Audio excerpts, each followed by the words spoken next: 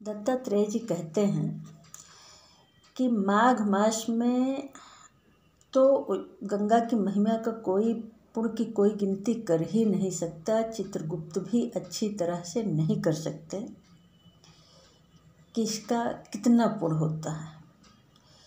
गंगा के आसपास लगभग 1 किलोमीटर के बीच में अगर कभी भी कोई भी चींटी तक की मृत्यु हो जाती है तो सीधे वैकुंठ को प्राप्त होता है। माघ मास की तो कोई तुलना ही नहीं है।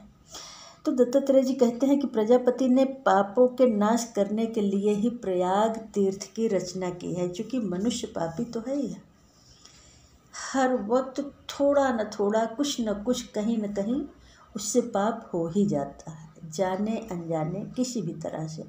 तो उस पाप को धोने के लिए गंगा से अच्छा कोई स्थान है ही नहीं। गंगा के मात्र दर्शन से ही पाप छोड़कर दूर भाग जाते हैं।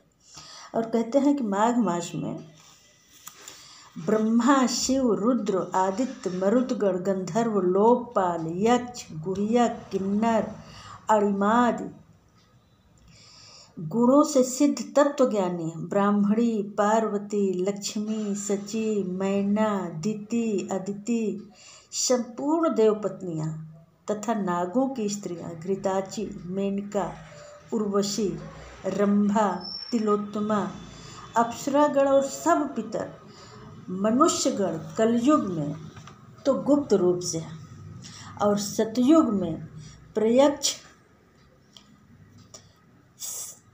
रूप में सब देवता माघ मास में स्नान करने के लिए आते हैं। मनुष्य की क्या बात है, मनुष्य तो पापी है ही है। इन दिनों माघ मास में प्रयाग में स्नान करने से जो फल मिलता है वह ईश्वर ही कह सकता है, मनुष्य के बस की बात नहीं है।